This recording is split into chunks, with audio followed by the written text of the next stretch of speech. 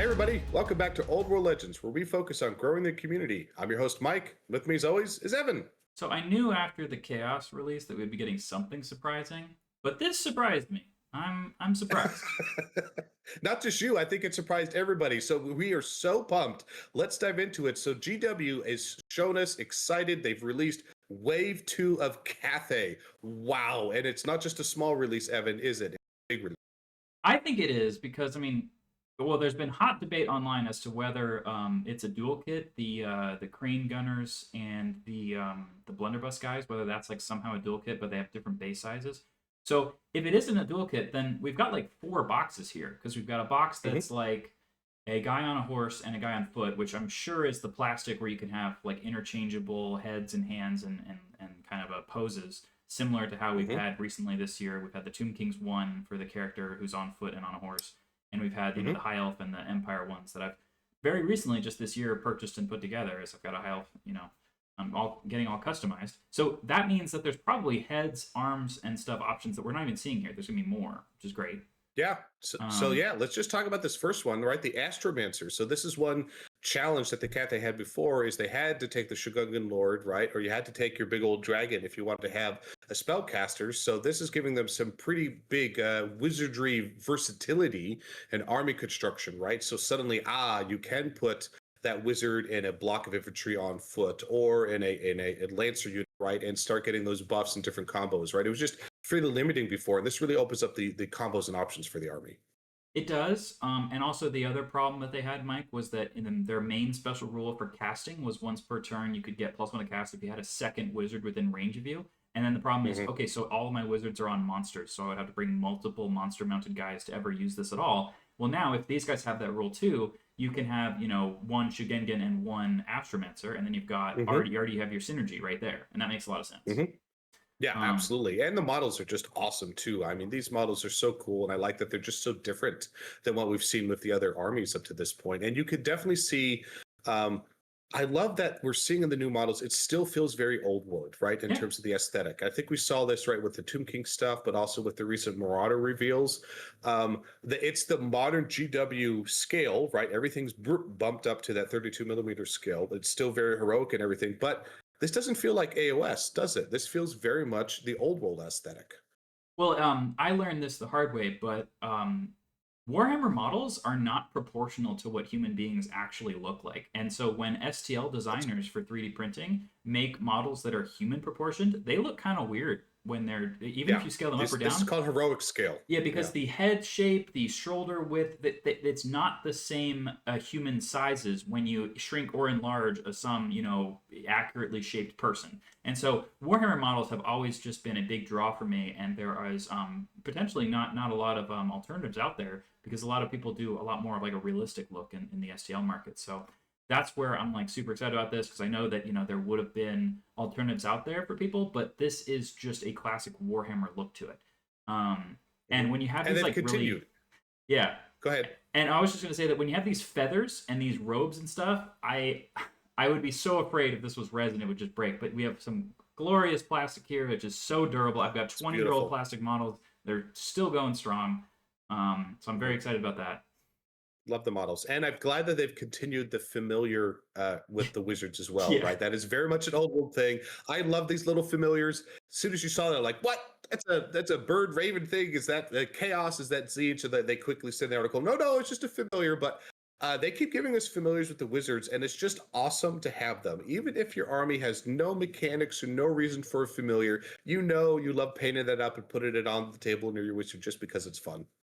Yeah, I mean, I think that it varies, right? Because Empire has some rules for buying items that are technically called familiars, even if they don't have a place on the table. Then you've got the Focus Familiar from Dark Elves, which is something that does actually have a reason to be on the table, but there is no model for.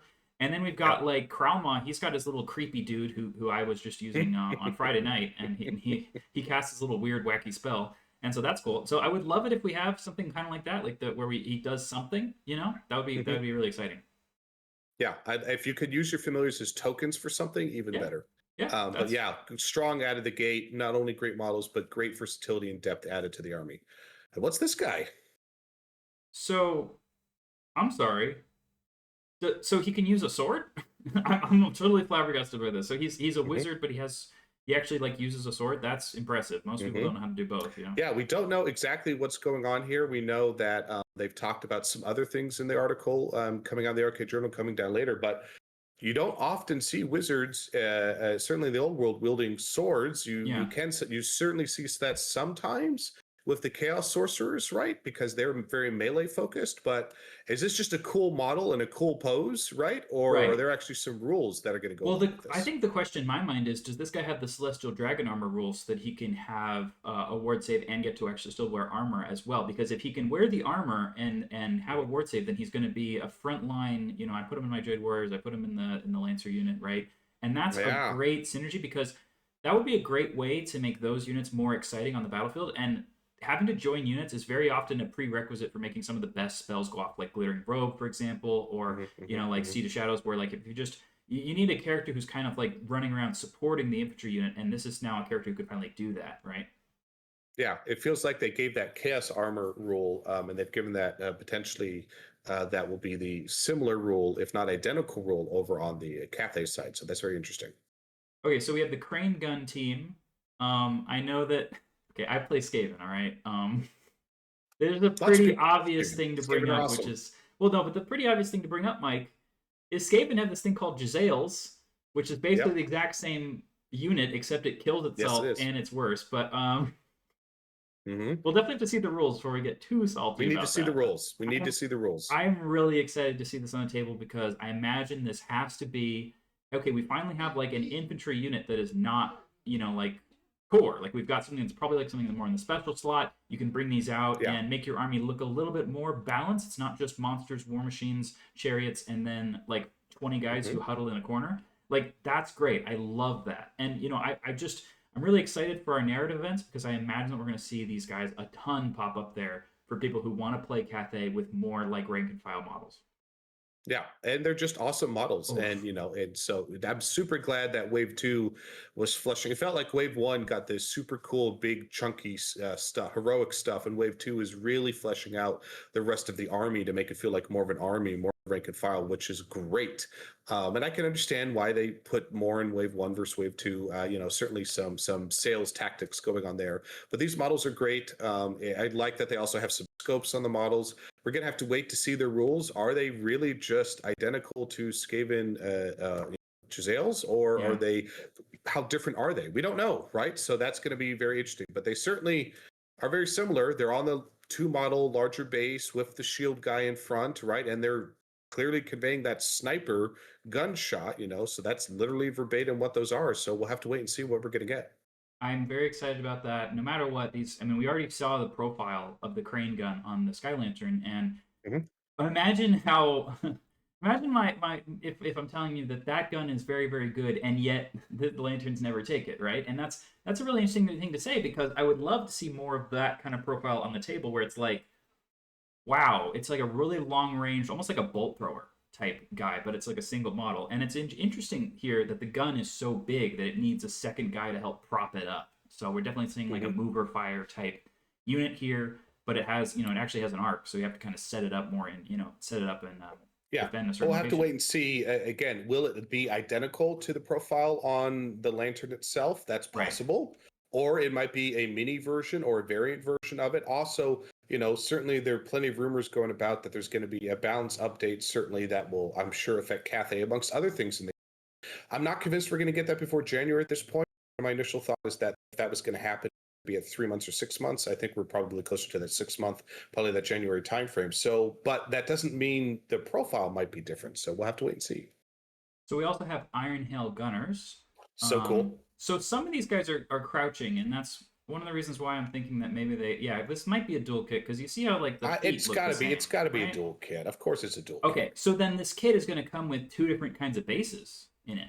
Yeah, yeah. That's yeah. That's been done before. Yeah. Okay, So it'll come with basically effectively a cavalry, right, which is a 25 by 50, which is the guys above are on, or it will come on 25 by 25s, right? These guys are in 25 by 25s, I'm assuming. right. So we've seen blunderbusses, very similar to the Iron Hail guns. Which, I think that actually is the exact same stats if you go by the rules from the Sky Lantern.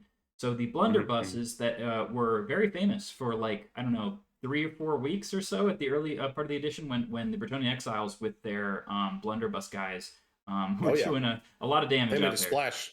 Yeah. Yeah. So hmm interesting to see this. Now, what a lot of people maybe have not been talking about is Cathay has the regiment and detachment rule for Jade Warriors.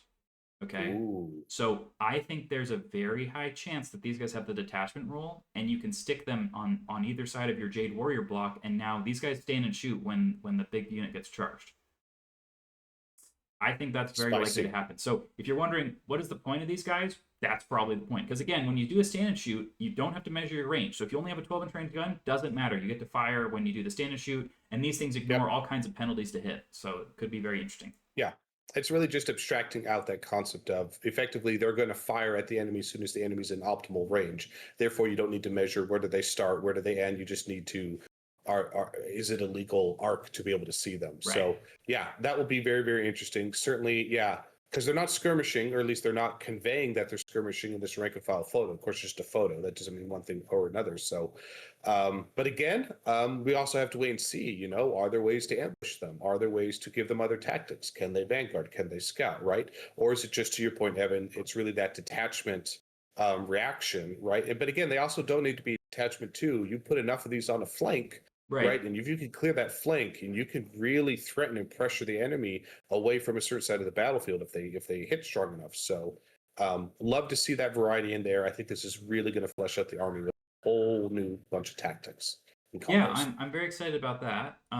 Especially if we move more towards having like infantry hold objectives or infantry go into buildings and that kind of thing, where it's like, oh, imagine 10 of these guys where they're in the tower at the start of the game and they're just trying to guard that tower and fire shotgun shots out the windows at people who are trying to take the tower as the objective, right? That's fantastic. I would love that as a nice little mix up. And by the way, I mean we've been working on our narrative event that was coming up. We're gonna have some kind of a guide out there for like what does a game look like if you just want to have a fun time, play it, with a little bit more of a vibe to it that doesn't have to be here's our match play guide with our X, Y, and Z, right? And so we'll talk about that in another video. But these guys definitely fit in here. Okay, then we're still going. So I guess we're getting still going. So these this actually is the might third be box. this might be my favorite unit actually of this release. These models are awesome, and it's not just the fleshing out the army with more core infantry, but I just love the personality of these models. Right, there's just so much character to them, and their clothing, and their style, and their weapons, and their facial hair. They're just so cool. Yeah, I really like the hats. That's fantastic. Yeah. But the banner, I love the banner. It's like it's a kite banner kind of thing, right? It's so cool.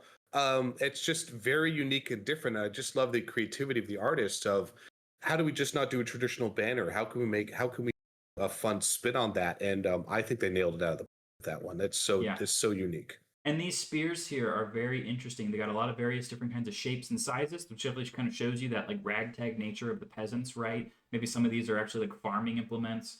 And then you have a bit more of that like disorganized look to it. So very excited to see these guys. We've seen in the past that most very kind of cheap peasant type infantry is very cost effective on the table. It can be great for the objectives. It can be great for holding up the enemy. And then if they get killed, you're like, that was 30 points. I don't care. So I think that you can definitely see these guys showing it quite a lot. I think that a lot of Cathay players have been putting kind of all their eggs in a single Jade Warrior basket and then just trying to have it not die. And if you have more of these kind of units, you can just kind of sprinkle them around the table like how Bretonnians do with their Peasant Archers, where they have like, 3 units of Peasant Archers because they just hang out and they score up the objective and they fire some arrows. So at the very least, the Archers, I think, are going to be a very useful utility unit. Now, we're not seeing any of these skirmish yet, which is interesting. We still don't have a potential skirmisher for the for Cathay. Now, whether or not they have the option to do it would not necessarily. We just don't know yet. Like we wouldn't necessarily see it on this release whether or not they would. But if they have an option to skirmish, that'd be quite useful because having a 1 or 2 units that have it is always a good addition to your army. Yep, we'll have to wait and see.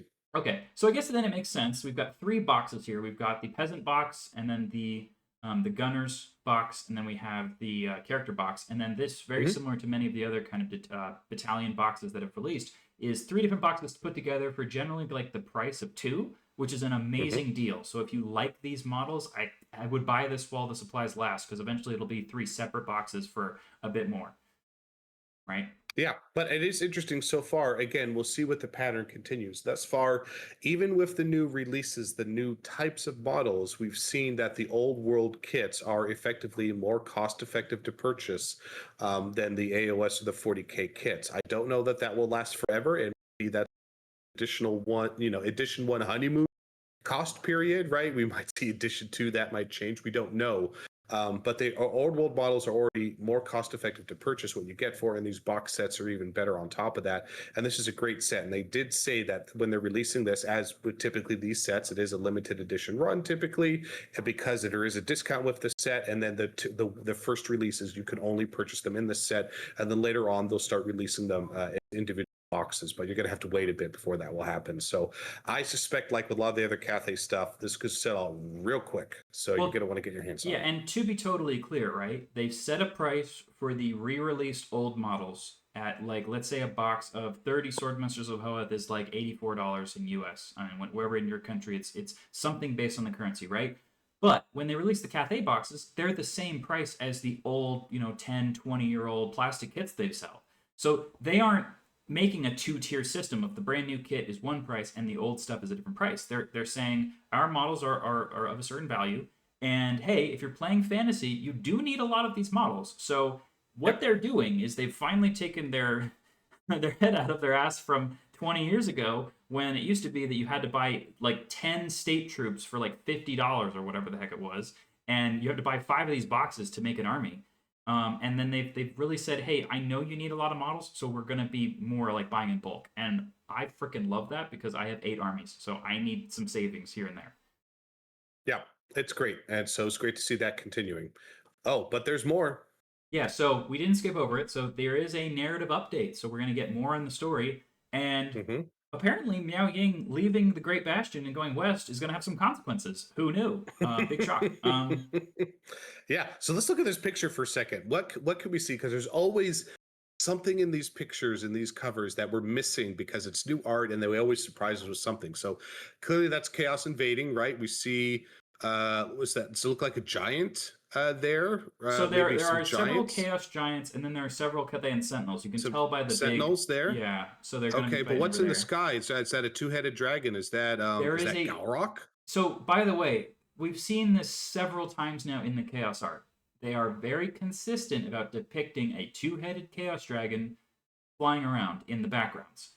Where is our plastic two-headed Chaos Dragon? I'm right. Is it inquiring minds? Is it on the way? Right? Is that coming soon? We could because is it really Galrock again? No. Or maybe there's something else? Well, so technically in the lore, every Chaos Dragon can look all different kinds of ways because they mutate when they become because it's chaos. But because models have to conform to a kit that looks a certain way, they've always depicted a Chaos Dragon as having 2 heads. That is what a Chaos Dragon is. So whether it's Galrock or anybody else, they have 2 heads. So we see a 2-headed dragon here. It probably has a rider on it, right? So where is our Chaos Lord on 2-headed dragon? People, inquiring minds, want to know. So we don't know if there are any other things that maybe you're seeing in the picture that maybe we're missing.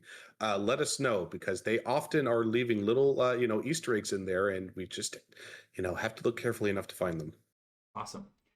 Yeah, and so we the big question I was going to have when we kind of jumped the story back to this area was, are we going to be adding in Miao Ying's brother? Because her brother is a dragon. I'm not going to remember his name.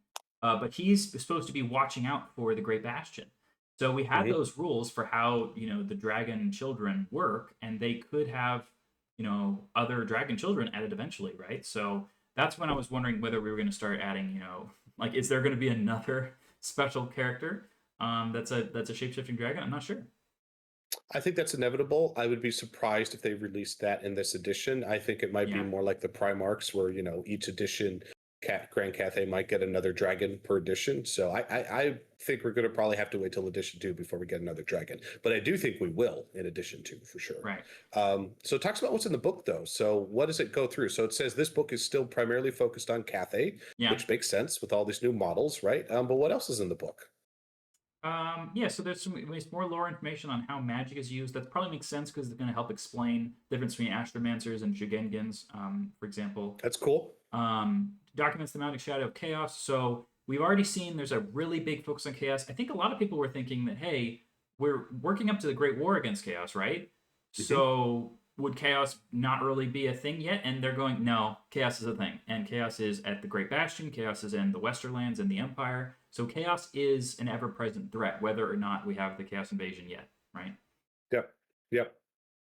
But then they also say it replaces the Grand Army. So this is very interesting, right? To say that. So it's saying you still need both books because they're not going to reprint the stats of the models from the previous Cathay Arcane Journal. So saying you need both. Now, so that leads me to think if they were going to tweak or update the Sky Lantern or anything like that, probably going to be I'm going to guess is probably in January. That is purely Mike speculating. I have no information that other people don't have.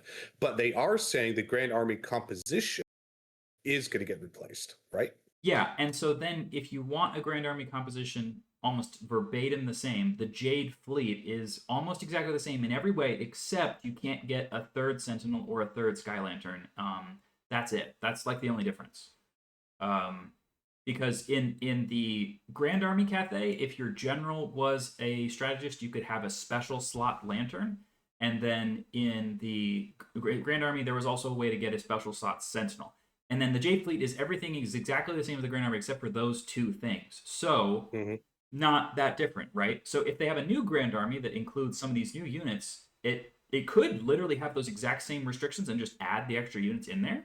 Right, like that. It could be that. But to your point, that's a way to. It is a balance update without being an FAQ update, right? Just by let's just say they said that, like you can't. What if they said they might change the restriction in the Grand Army that you might only be able to have one strategist, 0 to 1 strategist, and a Cathay and a Sky Lantern. Like they could put that in a Grand Army composition without I think there's the potential for some balance updates with this Grand Army composition override even before the January FAQ, and I wouldn't be surprised if we saw some of those. Okay, so we see there's the new Army of Infamy as well, the Warriors of Wind and Field. So this one is probably going to be more focused around like the gunners and the peasants and stuff like that, which is really interesting to see what extra rules or alternatives they have in that one. Whether it's going to be like, hey, maybe Jade Warriors are in the special slot, but you get like a big upgrade for all the peasants. They get some kind of other bonus, and that would be really interesting to see. That'd be cool. So there's rules for Celestial Forge Armor, Master of Elemental Winds, and Will of Dragons. These are the special rules that we already had in the core book, so I don't know whether they're reprinting them or they're changing them. That's a question for another day, I guess. Or expanding them. Yeah, or expanding them. And there's a new narrative scenario. Now, a lot of people don't know this, but like every single Arcane Journal has narrative missions in it, and I like them. They're very interesting, and they give you a good guideline of like what kind of things you can interact with your buddies, right? And that's a way to play that isn't just about how do I murder as many people as possible. Yeah, Grand Army of Peasants. That's great. I mean, what we don't know yet is what exactly does this Grand Army change, right? Is it just adding extra stuff to the army list, or does it really move things around? I guess we'll find out. Yeah, but either way, it's super exciting. The new models, man, they're just killing it with these new plastic kits. And I particularly love, it seems that the cost savings for Old World relative to the other games is still continuing. The multi-part of the kits, that a kit can build at least 2 different things, that there are more bits and options in the kit, that they're continuing all that the wizard still gets familiar. These are all just many of the small things that just make Old World really special and separates it from the other GW products in a very positive way. Yeah, and I think it's actually attracting a lot of people to jump over. The game continues to grow. Cathay was a big watershed moment for that because, if you're adding new plastic, that's suddenly a very big indicator that not only are you investing in the game, but that the game is getting ongoing support that isn't just, resin models or reprinting old stuff. And so I imagine we might be done with let's release old stuff. And now we're just going to get new things from now on. And if they're going to have to keep up with that volume of new kits that they were with the releasing old stuff, that's going to be a lot of new things. Right? Well, if they start, which hopefully, the rumors are correct that next year, 2026, some legacy factions do become core, Then you can start even if it's only reprinting one or two, Yeah. they will still need to re-release some of the old ones. So I do believe that is a factor as well, because it's not just, hey, let's re-release the rules and make them core. They clearly want to support, if they're going to be a core faction, you can purchase at least a percentage of all the legacy. Not every model, which I appreciate, requires its own kit or support, but most of them do.